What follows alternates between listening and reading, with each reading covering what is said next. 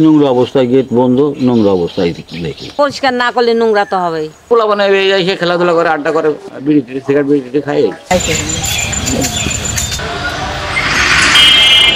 আগে এই তো হয়েছে তো কয় বছর, 4 বছর না কয় বছর, তার মধ্যে এই 2বার না 3বার পুলিশ দ্বারা দিয়ে গেছে। লোকজন আইছিল, এখানে সব বক্তৃতা দিল, খিচুড়ি ভাত রান্না করে খাওয়া দাওয়া হইলো, তারপরের তেন আর কিছুই তো হয় না। এখন তো লোকজন আসা দেখিনি, সবই তো এইরকম করেই থাকে। পরিষ্কার না করলে নোংরা তো হবেই, কেউ পরিষ্কার করতেও আসে না, দেখতেও তো আসে না। 7-8 বছর পরে আসেন, এখন ছেলে পেলে আড্ডা চাই, জায়গায় চালু হলে তো ভালো হয়, ছেলে পেলে নষ্ট হতে পারবে না। আমরা শুনলাম যে বীর মুক্তিযোদ্ধা জাদুঘর এবং বীর মুক্তিযোদ্ধা স্মৃতিসৌধ এটাই কাজ হইলো, কিন্তু কাজ করার পরে কোনো কার্যকারিতা শুরু হয়নি। পোলা বানায় এসে খেলাধুলা করে, আড্ডা করে, বিড়ি সিগারেট বিড়ি খায়।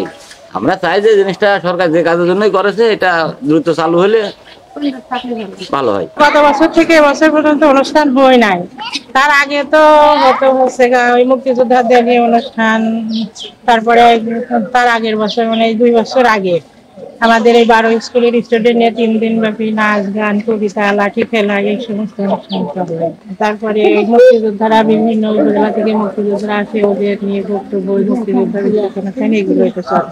এতদিন আমরা দেখে আসছি যতদিন দিকে এটা হয়েছে পরিষ্কারই ছিল, কোনো নোংরা আবর্জনা প্রত্যেক মাসে মাসে মানে 2-3 মাস পর পর, কিন্তু তারপরে গত বছর থেকে তো কেউ পরিষ্কারও করেনি, এখানে কোনো অনুষ্ঠানও হয় নাই। আমাদের যে এখানে আমাদের ইউনিয়ন ভিত্তিক বা স্কুলের যে মুক্তিযোদ্ধা স্মৃতি জাদুঘর, এটা যেভাবে নোংরা এবং পরিত্যক্ত অবস্থায় পড়ে আছে, আমরা চাই যে যেহেতু এটা মুক্তিযোদ্ধা স্মৃতি জাদুঘর, সবাই মুক্তিযোদ্ধার সন্তান এবং তাদের সম্মান আমাদের সব থেকে আগে। দ্রুত প্রশাসনের আওতায় আসুক বা জারি হোক নজরদারিতে, এটা আবার সুরক্ষিত হোক। নোংরা অবস্থায় গেট বন্ধ, নোংরা অবস্থায় দেখি। এটা তো পরিষ্কার থাকা উচিত, বা মাঝে মধ্যে লোকজন আসে এখন তত্ত্বাবধান করার দরকার, বা কোনো অনুষ্ঠান করার দরকার। কুমারখালী উপজেলায় প্রায় 7টির মতো মুক্তিযুদ্ধ স্মৃতিস্তম্ভ রয়েছে। দীর্ঘদিনের কিছু আমাদের ম্যানেজমেন্টের অভাবের কারণেই সেগুলো সঠিকভাবে আসলে সংরক্ষণ করা হয়নি।